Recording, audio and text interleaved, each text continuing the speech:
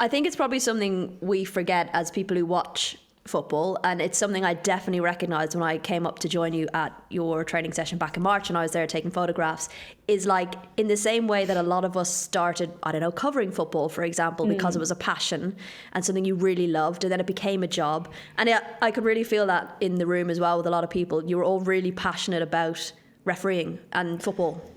Yeah, and I think that's it. And I think we are almost like the forgotten team, and like we love it. We love football, and at the minute, yeah, it's not our jobs, but we're all so professional. And I mean, like you say, you came to the camp, and the work that the girls put in across the board, we do it because we love it, and we want to see the game grow as much as anybody else. And it really is. We all started as fans of football. I remember watching England ladies on the telly as like a 14-year-old girl, and even just before I started reffing kind of at that level, like watching the Euros and watching World Cups, and now we're out with those girls every weekend, and it's surreal for us, and the games that we go to are massively about the two teams on the pitch, but there's almost that element that like we're almost in awe as well. Like we still feel so lucky to be involved because we are essentially all football fans.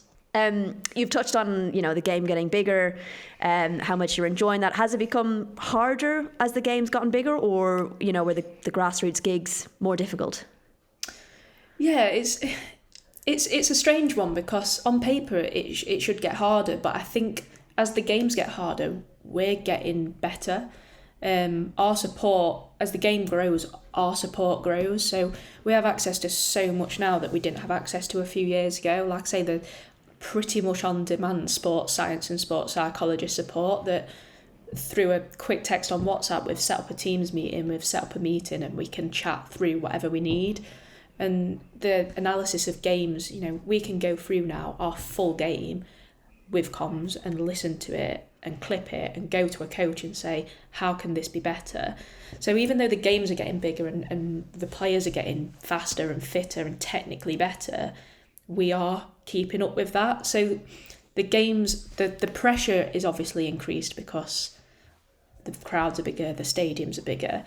But as like I say at the beginning, as fans of football, we almost like thrive off that. Like you walk out to a stadium and there's 40,000 people at the Emirates or whatever, and that to us is like, right, okay, it's game time now. Like we're like the players, like we do thrive off the pressure.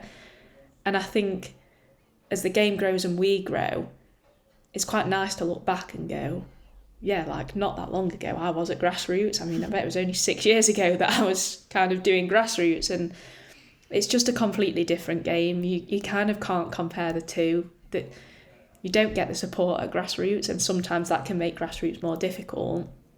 But I think even in grassroots now, like referees are getting kind of mentored through to ensure that we're not going to be at this level of reffing forever, unfortunately. Age will catch up with us at some point, and we've got to ensure that there's people coming up through grassroots to take our spots and be better than us going forward.